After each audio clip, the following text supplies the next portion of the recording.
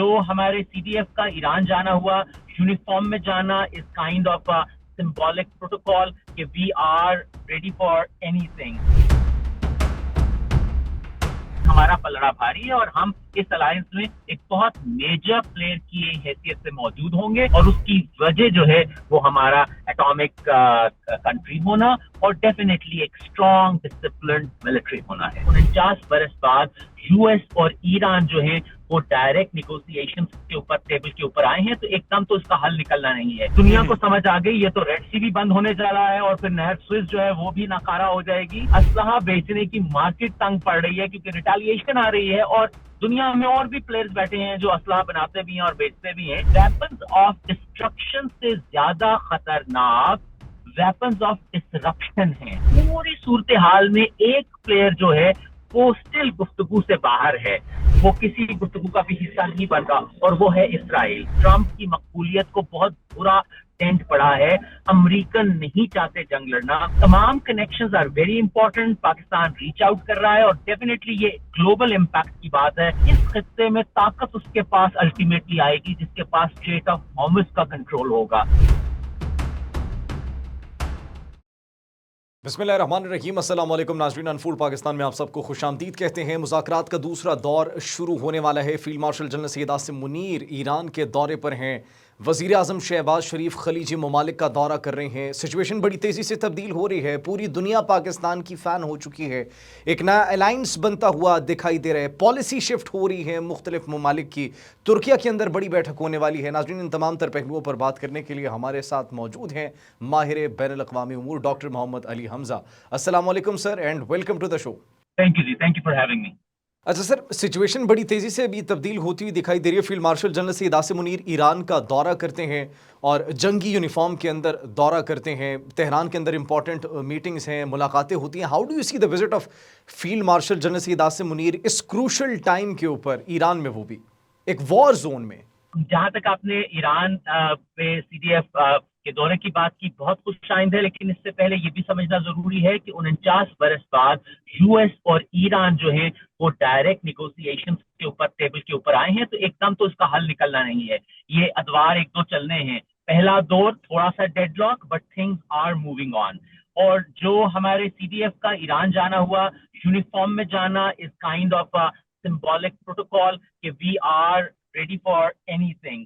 تو میرے خیال سے وہ انہوں نے سمبولک جو میسج ہے وہ ڈلیور کیا. لیکن ایران کی جانب سے جو خوشائند بات ہے کہ انہوں نے بہت مثبت انداز میں بات کو سنا ہے, بات کو لے کے چلے ہیں. And I am pretty sure کہ ہماری جتنی پاکستان کی ایفرٹس ہیں اس میڈیشن میں وہ ضائع نہیں جائیں گی.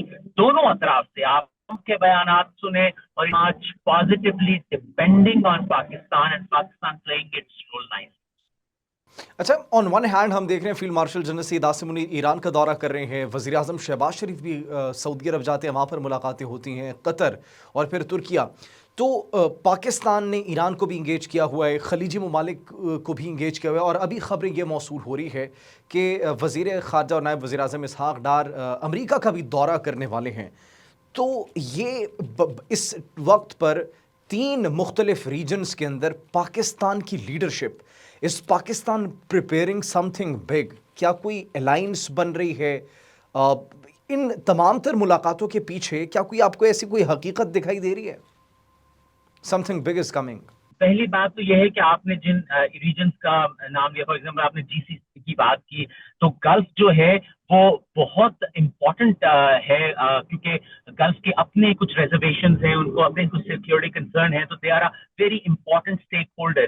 آپ نے بات کی ترکیہ کی, تو ترکیہ نے پہلے بھی اپنی میڈیشن کی جو ہے انوائٹ کیا تھا کہ ہمارے ہاں آپ کر لیں, استنبول میں یہ ساری سیٹنگز کر لیں.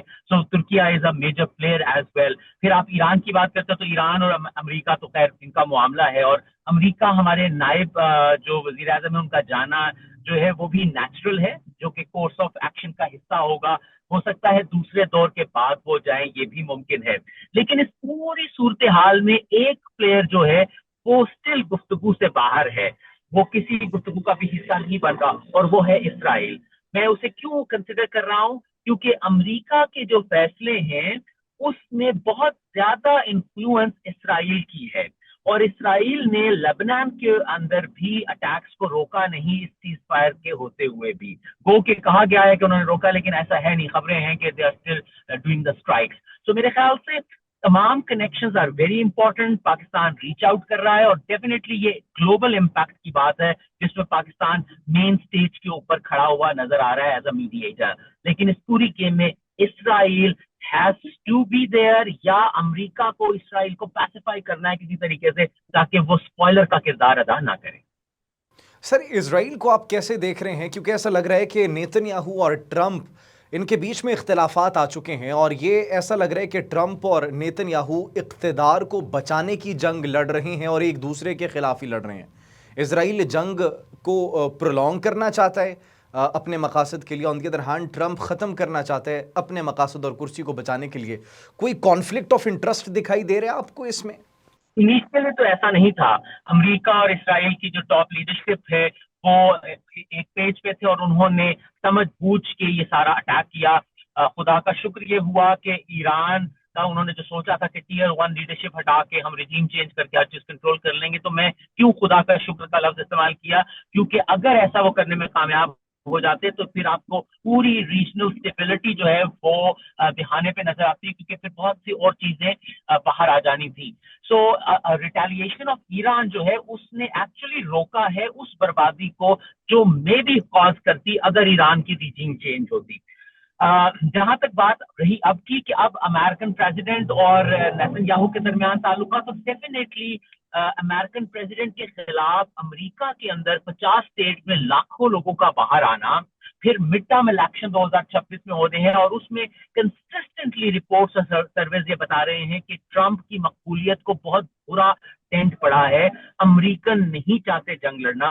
ایک اور ایسپیکٹ جو ہے کہ اسرائیل جو کہ ایک پورا ہم نے ایک سٹوری کھڑی کی ہوئی ہے کہ یہودی جو ہے وہ مسلمانوں کے خلاف ہے, لیکن there are those who are not in line with Netanyahu to attack. یہ کچھ صہیونی قوتیں ہیں جو ایسے زینسٹ کرتے ہیں, ادروائز ایران میں بھی جوز بستے ہیں.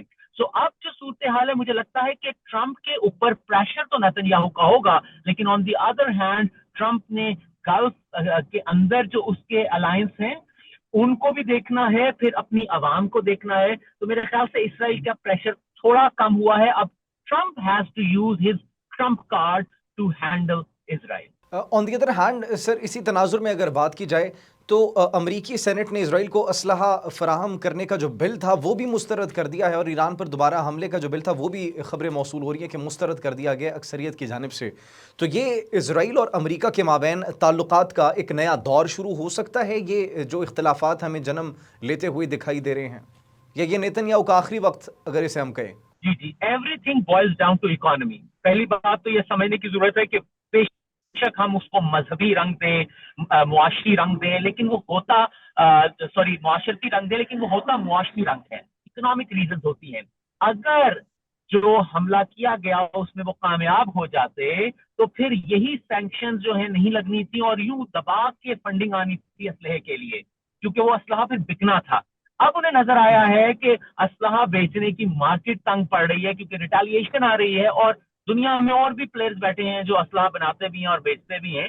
تو میرے خیال سے وہ اکنامک جو ایک پرابلم آیا ہے اس وجہ سے ان کی جو موساد کی طرف سے انہیں پورا بتایا گیا تھا ایسے ہوگا, وہ سٹیپس فالو نہیں ہوئے. آن دی ادر ہینڈ ہمیں یہ چیز سمجھنے کی ضرورت ہے, اور اس جنگ میں ہمیں یہ چیز سمجھ آ گئی ہے, آ جانی چاہیے کہ ویپنز آف ڈسٹرکشن سے زیادہ خطرناک ویپنز آف ڈسرپشن ہیں. جو اسٹریٹ آف ہارموز کو ڈسرپٹ کر دیا ایران نے, معاشی پورا نظام جو ہے وہ ہالٹ پہ چلا گیا. اگر ایران کے پاس یہ والا ڈسرپشن کا ہتھیار نہ ہوتا تو میں بھی صورتحال مختلف ہوتی. 1980 کی دہائی میں I was looking into general Zia one of the interview, اور اس میں جنرل ضیاء کا جملہ مجھے وہ حیران ہوا کہ اس وقت بھی اس چیز کو دنیا سمجھ رہی تھی. انہوں نے کہا تھا کہ جی اس خطے میں طاقت اس کے پاس الٹیمیٹلی آئے گی جس کے پاس اسٹریٹ آف ہارمز کا کنٹرول ہوگا, اور ایران نے وہ کنٹرول یوز کر کے دنیا کو بتا دیا کہ وہ کنٹرول ہمارے پاس ہے. اور اس وقت آپ کو پتا ہے کہ جو ڈیڈ لاک ہوا ہے وہ 2 پوائنٹس پہ ہوا ہے. ایک یورینیم کی انریچمنٹ کے اوپر کہ امریکہ نے کہا 20 سال انریچمنٹ نہیں ہوگی, اور ایران نے کہا کہ نہیں اتنا آسان نہیں ہم روک سکتے. दूसरा पॉइंट स्ट्रेट ऑफ हॉर्मुज था, अमेरिका ने कहा कोई टोल नहीं देंगे, ईरान को कुछ नहीं मिलेगा, ये काम नहीं होगा. इंटरेस्टिंगली स्टेट ऑफ हॉर्मुज और फिर दूसरी तरफ रेड सी जो यमन को लगता है, जहां सऊदी अरब की अपनी पाइपलाइन भी है, वो भी हूतीज ने जब ऐलान कर दिया कि we are the part of the war and they are supporting the Iranians, तो दुनिया को समझ आ गई ये तो रेड सी भी बंद होने जा रहा है और फिर नहर स्विस जो है वो भी नाकारा हो जाएगी. तो that is the entire game. और उसमें आई एम प्रीटी श्योर कि नेतन्याहू का मसल उतना काम नहीं करेगा जितना अब इकोनॉमिक डिस्ट्रप्शन का मसल काम कर रहा है. एक तरफ सर ये माशी जो इस्तेहकाम है वो उसकी गर्दन को दबोच लिया गया ईरान की जानिब से. On the other hand Iran के कुछ फैसलों की वजह से हम देख रहे हैं कि खलीजी ममालिक की पॉलिसीज़ के अंदर भी बड़ा शिफ्ट आ रहा है. कतर ने जो रिसेंटली अपनी पॉलिसी के अंदर शिफ्ट किया, पॉलिसी जो उनकी चेंज हुई, how do you see that? जिस तरीके से पाकिस्तान को इस वक्त इज़्ज़त दी जा रही है, तराने पाकिस्तान के हक़ में फेवर में गाए जा रहे हैं, प्रोटोकॉल जिस तरीके से पाकिस्तान को दिया जा रहा है, तो how do you see these policy changes in gulf countries? Ji, policy changes देखें, वेस्ट ने और खुसूसन अमेरिका और उनके हामियों ने एक सेफ हेवन का तासुर पूरे गल्फ को दिया हुआ था कि आप अगर हमारे साथ हैं तो आप महफूज हैं, हमारे साथ नहीं हैं तो आप पे कोई भी हमला कर देगा. तो सेफ हेवन जो दुबई का एक नारा था वो पाश हुआ है. गल्फ को रियलाइज हुआ है कि जिस भी हम डोम की बात करते हैं, इंटरसेप्टर्स की बात करते हैं, उसको चैलेंज करने वाली ताकत ईरान के पास है. और इस सारी जो गेम चेंज हुई जब पता लगा कि हमारा जो डोम है वो भी काम नहीं कर रहा, सेफ हेवन भी खत्म हो गया, इंटरसेप्टर की फराहमी का मसला बन गया है, इंटरसेप्टर एक्सपेंसिव पड़ रहे हैं, ईरान के पास क्लस्टर मिसाइल्स की टेक्नोलॉजी है, and so on and so fourth. तो इट वाज रियलाइज्ड कि now we have to share our eggs. कहते हैं ना, never put your all eggs in one basket. Gulf ने अपने तमाम अंडे जो है वो वेस्ट की बास्केट में रखे हुए थे, इससे कोई इनकार नहीं कर सकता. It's already on surface. Saudi अरब के जो फंडिंग है सारी अमेरिका के अंदर मौजूद है, चाहे वो प्रिंस हो. So now they have realized कि we are not going to put all eggs in one basket. Now जब वो पॉलिसी शिफ्ट कर रहे हैं तो पॉलिसी शिफ्ट करके वो ईरान के तराने तो नहीं गाएंगे. वो किसके तराने गाएंगे? वो उसी के गाएंगे जो ईरान, गल्फ और इस सारे रीजन को टेबल पे लाके मामलात को समझदारी के साथ, मामला फहमी के साथ हल करा दे. और वो पाकिस्तान इस वक्त कर रहा है.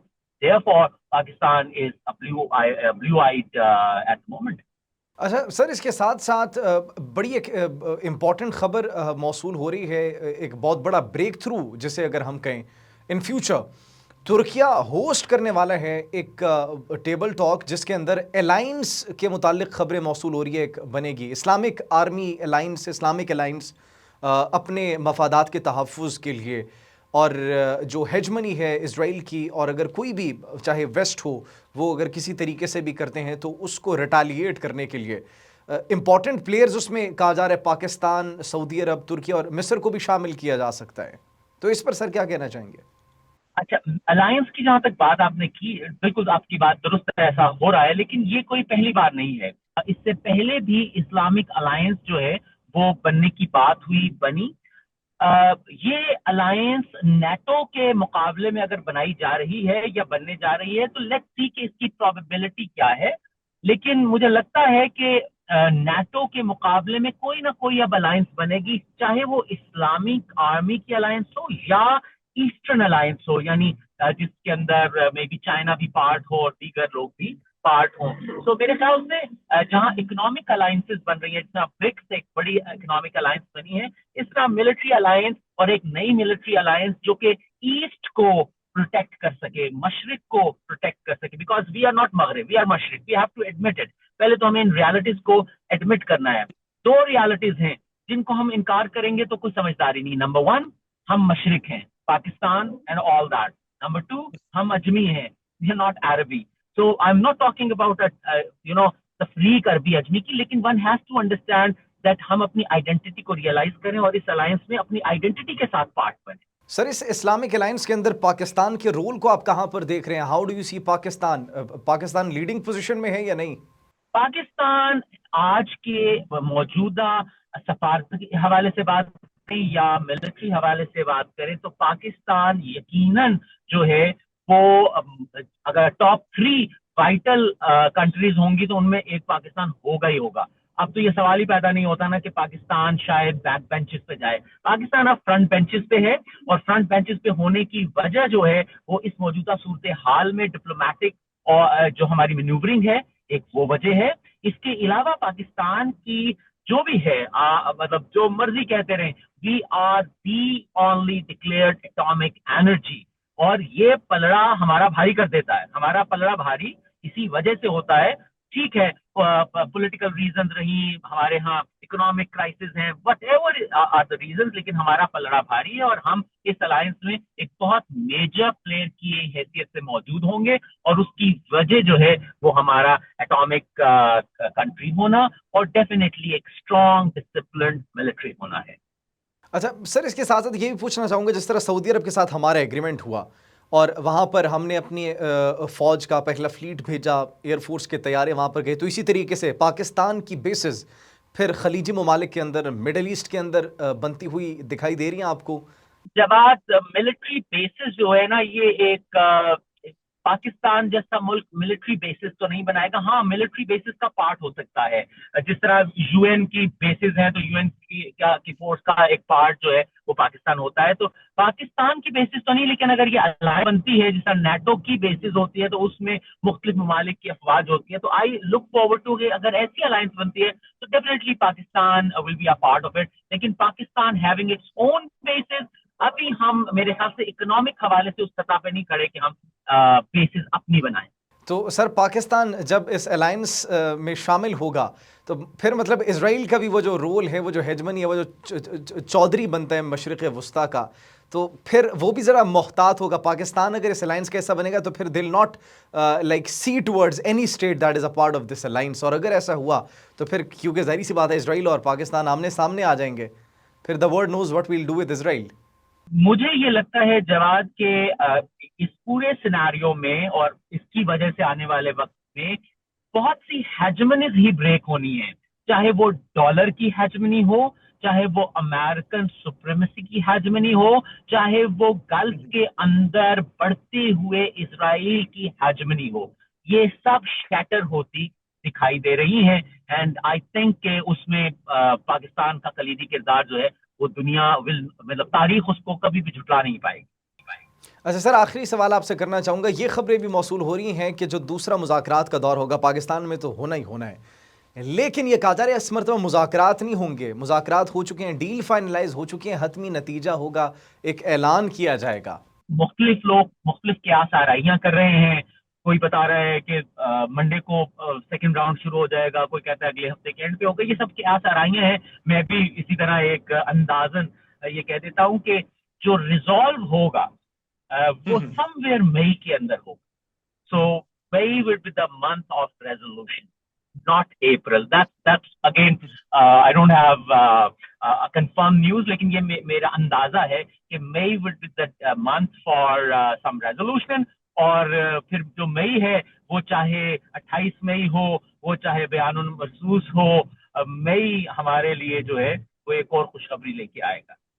मई हमारे लिए एक और खुशखबरी लेकर आएगा इंशाल्लाह, इंशाल्लाह, जैसे पहले हमारे लिए खुशियाँ मई के अंदर आई थी। Thank you so much doctor साहब, it was really nice having a conversation with you, बहुत अच्छा लगा। और नाज़रीन, इसी के साथ मैं आपसे इजाज़त चाहूँगा, कमेंट सेक्शन में अपनी कीमती राय से ज़रूर आगाह कीजिएगा। अल्लाह निगहबान।